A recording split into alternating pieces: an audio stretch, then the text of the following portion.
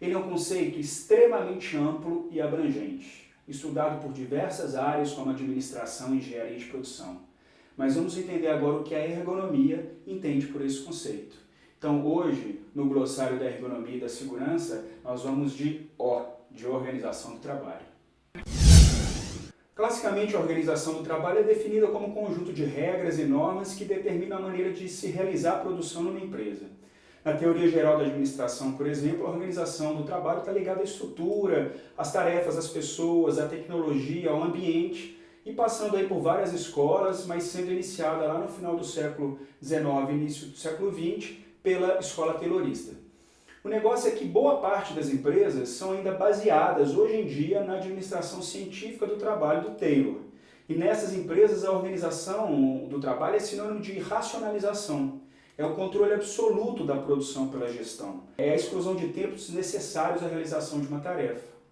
Mas e para a ergonomia? O que é a organização do trabalho? Para a ergonomia, a organização não se limita ao respeito às normas e regras de produção.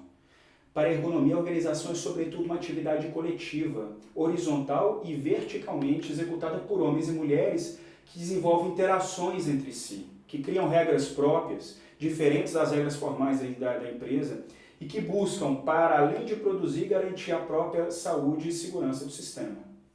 Em meados dos anos 90, em função disso, começaram a surgir muitos estudos sobre a abordagem da ergonomia na organização do trabalho, principalmente do Gilbert de Letersac, da Nicole Lompré e do Gabriel Carvalheira.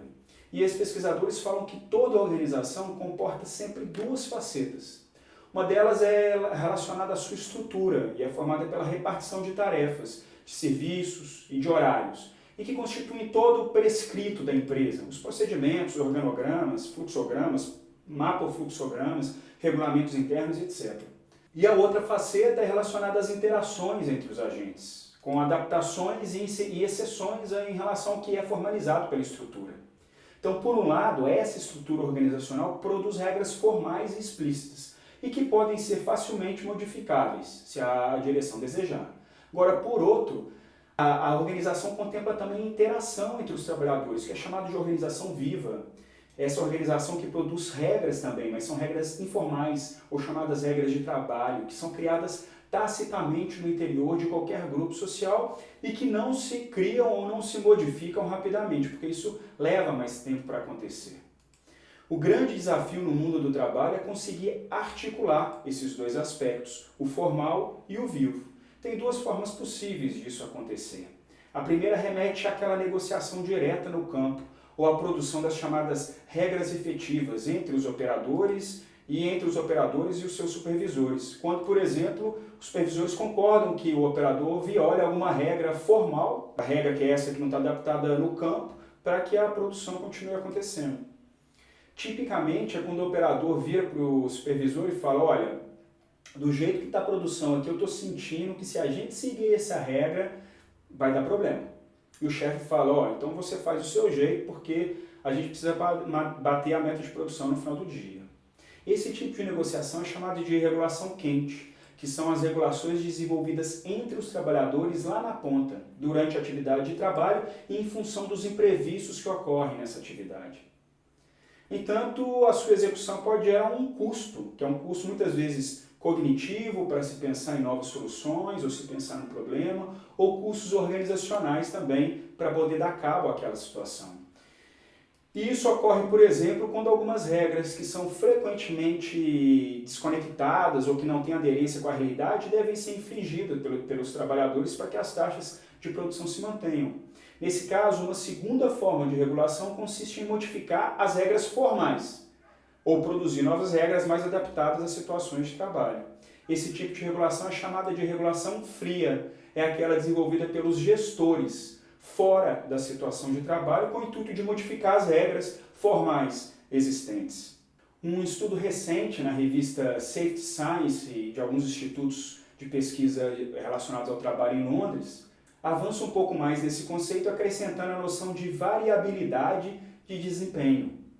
Ele mostra também uma estrutura organizacional, por um lado, produzindo as regras e tudo que é prescrito, mas uma agency do outro, que são também relacionadas às adaptações, aos jeitinhos, às regulações ou as workarounds em inglês.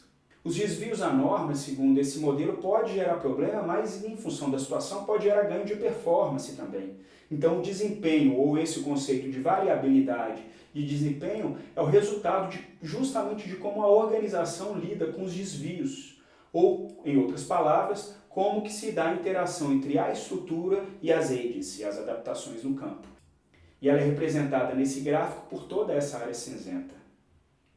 Em ambos os estudos, a grande questão sobre a organização do trabalho é como que ela vai conseguir relacionar esses dois aspectos, um aspecto mais formal com um aspecto mais interacional, mais vivo. Ou como desenvolver um sistema de criação de regras ou procedimentos ou regulações frias, ou ainda estrutura, que seja bem alimentado pelas regulações quentes, pelas agencies ou pelas adaptações no campo.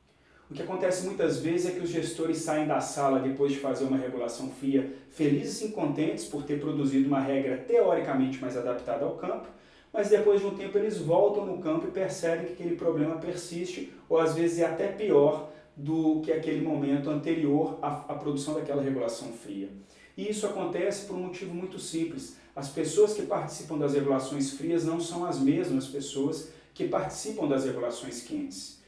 Normalmente, só os gestores participam da produção de regras e só os operadores participam das adaptações do campo. Então, a grande questão para a organização do trabalho do ponto de vista da ergonomia da atividade é como a gente pode desenvolver mecanismos e abordagens que possam alimentar o processo de produção de regra formal ou de regulação fria a partir de um bom conhecimento das regulações quentes ou das adaptações no campo de trabalho.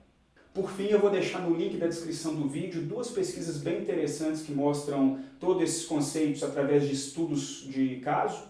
Um deles é sobre um coletivo de operadores que desenvolve diversas regulações quentes no campo para alterar os rodízios formais numa indústria de refrigerante. Então a configuração do rodízio vai se modificando em função dos objetivos, seja para reduzir o tempo de exposição a uma tarefa mais penosa, seja para ganhar pausa de descanso ou para proteger a saúde de um colega, por exemplo.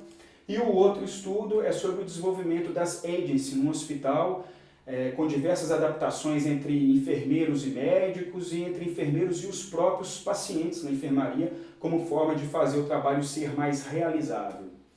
E eu vou deixar outros materiais relacionados aqui também. Então, se você gostou, curta, comente, compartilhe, se inscreve no canal e ative o sininho. Valeu!